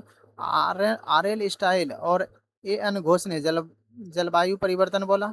और डिलेर ने भौगोलिक घटनाक्रम तथा इसने देखिए आर एल स्टाइल और ए एन घोष ने जलवायु परिवर्तन बोला, और डेलेस ने भौगोलिक घटनाक्रम बोला, और बी एन मिश्र ने भूगर्भ स्थल परिवर्तन माना, जबकि के यू आर कैनेडी ने संदर्भ के पतन के लिए मलेरिया महामारी जैसे बीमारियों को माना, और यू आर कैनेडी ने संदर्भ पतन के लिए, सिंधु घाटी के पतन के लिए मलेरिया और महामारी की बीमारियों को माना। आइए कूट को मिलाते हैं फिर से। हड़प्पा सभ्यता के विनाश और सिद्धांत और समर्थक कौन क्या कर रहा है? आइए, इसका राइट आंसर आर्य आक्रमण हुआ था, आर्यों पर आक्रमण होता है, ये किसका मत है? आर्यों पर जो है आक्रमण हुआ था, ये मत है आरपी चंद्रा और मॉर्टिमर व्हीलर का। आर्यों पर जो बाहरी आक्रमण होता है, ये बाहरी आक्रमण होता है, ये मानना है आरपी चंद्रा और मॉर्टिमर व्हीलर का। ठीक है। सिंधु नदी के प्रवाह क्रम में परिवर्तन हुआ, सिंधु नदी के प्रवाह क्रम में जो ना परिवर्तन हुआ था, ये मानना है एच टी एच टी लेम्ब्रिक का। और क्रमशः शुष्कीकरण हुआ था, क्रमशः शुष्कीकरण हुआ था, यह मानना है एम आर मुगल का। निरंतर बार हुआ था, निरंतर बार हुआ था, यह मानना है रॉबर्ट एल रैक्स और जॉर्ज एफ डेल्स का। आइए, आर्यों का आक्रमण हुआ था आरपी चंद्रा और मॉर्टिमर व्हीलर के द्वारा माना गया। सिंधु नदी के प्रवाह के परिवर्तन हुए थे, तब सिंधु घाटी सभ्यता का विनाश हुआ था, यह मानना है एच टी लेम्ब्रिक का। और क्रमशः शुष्कीकरण हुआ था A R Mughal L R Mughal के द्वारा। और निरंतर बाढ़ के कारण नष्ट हुआ था सिंधु घाटी सभ्यता, रॉबर्ट एल रैक्स और जॉर्ज एफ डेल्स। किस किसने सर्वप्रथम भारत पर आर्यों के आक्रमण का सैद्धांतिक प्रतिपादन किया? किसने सर्वप्रथम भारत पर आर्यों के आक्रमण का सैद्धांतिक प्रतिपादित किया था? ये आरपी चांद के द्वारा। आरपी चांद के द्वारा सर्वप्रथम भारत पर आर्यों के आक्रमण के सिद्धांत का प्रतिपादन किया था आरपी चांद के द्वारा। नेक्स्ट है, सर्वप्रथम भारत पर आर्यों के आक्रमण के सिद्धांत का प्रतिपादन आरपी चांद के द्वारा किया गया था। आरपी चांद ने किया था। चांद के इस मत का समर्थन आगे चलकर मॉर्टिमर व्हीलर ने भी किया था। चांद का आगे चलकर समर्थन जो ना मॉर्टिमर व्हीलर ने किया था। सिंधु सभ्यता के पतन का कारण आर्यों का आक्रमण भी माना जाता, आर्यों का आक्रमण भी माना जाता। बार बार आने वाले बाढ़ के कारण निम्नलिखित में से कौन सा हड़प्पीय नगर जो नष्ट हो गया था? बार बार आने वाले बाढ़ के कारण निम्नलिखित में कौन सा हड़प्पीय नगर नष्ट हो गया था? ये मोहनजोदड़ो नष्ट हो गया था बार बार बाढ़ के कारण। मोहनजोदड़ो की सिंधी भाषा का अर्थ है मृतकों का टीला। मोहनजोदड़ो की सिंधी भाषा का अर्थ है कि मृतकों का टीला को टीला के नाम से मोहनजोदड़ो की जगह। यह सिंध पाकिस्तान के लारकाना जिले के सिंधु नदी के तट पर स्थित मोहनजोदड़ो, यह सिंधु घाटी सभ्यता का एक महान नगर है जो विशालकाय टीलों से ढका हुआ है, जो विशालकाय टीला से ढका। सर्वप्रथम इसकी खोज रखाल दास बनर्जी ने 1922 में किया था। मोहनजोदड़ो खोज। बृहत्तम स्नानागार मोहनजोदड़ो का सर्वाधिक महत्वपूर्ण सार्वजनिक स्थल है। बृहत्तम स्नानागार मोहनजोदड़ो में ही है, अच्छी प्रकार से याद रखना। इसके केंद्रीय खुले हुए प्रांगण के बीच जल कुंड या जलाशय बना हुआ है। स्नानागार में जो ना खुले हुए कुंड है और जलकुंड जलाशय बना हुआ है। यहाँ से कांसे की एक विशाल काय नर्तकी की मूर्ति पाई गई है। मोहनजोदड़ो से विशाल काय कांसे की नर्तकी पाई गई है जो द्रवी मोम विधि से बनी है। यह नगर बार बार आने वाले बाढ़ के कारण नष्ट हो गया है। ठीक है, यह नगर जो ना बार बार आने वाले बाढ़ के कारण नष्ट हो गया। हड़प्पा का कौन सा स्थल जो ना भूकंप के हड़प्पा का कौन सा स्थल जो ना भूकंप के आरंभिक साक्ष्य को दर्शाता है? हड़प्पा कौन सा स्थल जो है ना भूकंप के आरंभिक साक्ष्य को दर्शाता है? कालीबंगा। कालीबंगा जो है ना भूकंप के साक्ष्य को दर्शाता है, याद रखना है। हड़प्पा कालीन स्थल कालीबंगा से जो है हड़प्पा कालीन स्थल कालीबंगा से भूकंप के प्राचीनतम साक्ष्य मिलते हैं। धौलावीरा से स्नानागार का निर्माण, धौलावीरा से जो ना धौलावीरा से स्नानागार और निर्माण के पत्थर के साक्ष्य आदि का धौलावीरा से स्नानागार मिले हैं। ठीक है, याद रखना। निर्माण के पत्थर के साक्ष्य आदि प्राप्त हुए हैं। और मोहनजोदड़ो से जो एक सील पर 3 मुख वाले देवता, और मोहनजोदड़ो से जो मोहनजोदड़ो से एक सील पर 3 मुख वाले देवता पशुपति की मूर्ति प्राप्त हुई है। कहाँ से? पशुपति की मूर्ति मोहनजोदड़ो से प्राप्त हुई है, इनको भी याद रखना। इसके चारों ओर पशुपति की मूर्ति, यानी कि एक सील पर 3 मुख वाले देवता, यानी एक सील पर 3 मुख वाले देवता को ही पशुपति के नाम से जाना गया। ठीक है, पशुपति की मूर्ति कहाँ से प्राप्त हुई? मोहनजोदड़ो से। और इसमें चारों ओर जो ना हाथी के चित्र मिले हैं, गेंडा के चित्र मिले हैं, चीता के चित्र मिले हैं, भैंसा के चित्र मिले हैं, ये सब याद रखना। हड़प्पा नागरिकता के बाद की नागरिकता है। हड़प्पा नागरिकता के बाद की नागरिकता जो है, चालकोलिथिक है। हड़प्पा नागरिकता के बाद की नागरिकता चालकोलिथिक है, याद रखना है। हड़प्पा नागरिकता के बाद की नागरिकता चालकोलिथिक है। हड़प्पा नागरिकता के बाद ताम्र पाषाणिक युग चालकोलिथिक, इसके बाद वैदिक युग, इसके पश्चात मगध साम्राज्य के उत्कर्ष और तत्पश्चात मौर्य वंश आता है, उसके बाद मौर्य वंश आता है। निम्न में से सर्वप्रथम किसने जो है यह विचार व्यक्त किया था कि आर्यों ने भारत पर पश्चिमोत्तर से प्रवेश किया था और हड़प्पा संस्कृति को नष्ट किया था? ये किसने? व्हीलर के द्वारा ये विचार दिया गया था। सर्वप्रथम यह विचार जो है व्हीलर ने विचार व्यक्त किया कि आर्यों ने जो है भारत में पश्चिमोत्तर से प्रवेश किया, आर्यों ने भारत में पश्चिम पश्चिम से प्रवेश किया और हड़प्पा संस्कृति को नष्ट किया। ये विचार व्हीलर का है। व्हीलर के अनुसार द्वितीय शताब्दी ईसा पूर्व के मध्य तक हड़प्पा सभ्यता विद्यमान थी, यद्यपि इसके उत्तर काल में क्रमिक पतन की ओर अग्रसर हो रही थी। लगभग 1500 ईसा पूर्व में इस सभ्यता का सहसा और आकस्मिक अंत किसी बाह्य आक्रमण का परिणाम था। द्वितीय शताब्दी ईसा पूर्व में पश्चिम एशिया में विभिन्न प्रजातियों के बड़े पैमाने पर इधर उधर संचरण हुआ और मोहनजोदड़ो की ऊपरी धरातल के अस्त व्यस्त दिशा में जो है ना प्राप्त मानव कंकालों का आधार पर यह निष्कर्ष निकाला गया कि हड़प्पा सभ्यता का अंतिम दौर जो है ना बाह्य आक्रमण हुआ था। तो इस प्रकार हम सबका पहला चैप्टर पहला चैप्टर हड़प्पा से संबंधित जो भी था हम सबका समाप्त हुआ। हम तो दोस्तों बीच क्लास में कभी लाइक सब्सक्राइब के लिए बोलते भी नहीं हैं। अगर लास्ट में आ गए हैं देखते हुए तो बिना लाइक किए नहीं चाहिए। एक लाइक से मोटिवेशन मिलता है ताकि नेक्स्ट वीडियो हम बना सकें। लाइक सब्सक्राइब कर लीजिए अगर क्लास आपको अच्छा लगा हो। आपको ये क्लास मदद जरूर करेगा स्टेट के एग्जाम में। इसीलिए अब हम सब जो है ना नेक्स्ट क्लास जो स्टार्ट करेंगे मौर्यकाल, नेक्स्ट क्लास हम सब स्टार्ट करेंगे मौर्यकाल से संबंधित। क्लास देखने के लिए रेडी रहिएगा। अब हम सबका कल वीडियो आ जाएगा मौर्यकाल से संबंधित क्लास का। 2 क्लास में हम सब हड़प्पा समाप्त के कोशिश करेंगे कि इसको एक में ही कर दें। अब डे थ्री डे थ्री में आपको हड़प्पा सॉरी डे थ्री में आपको मौर्यकाल देखने को मिल जाएगा। ठीक है। इस प्रकार अगर आप टेलीग्राम से नहीं जुड़े हैं तो टेलीग्राम से जुड़ जाइए। बस जो यूट्यूब पे चैनल का नाम है बीपीएससी नीति, बस वही सर्च करना है आपको, बीपीएससी नीति, और चैनल पे जुड़ जाइए।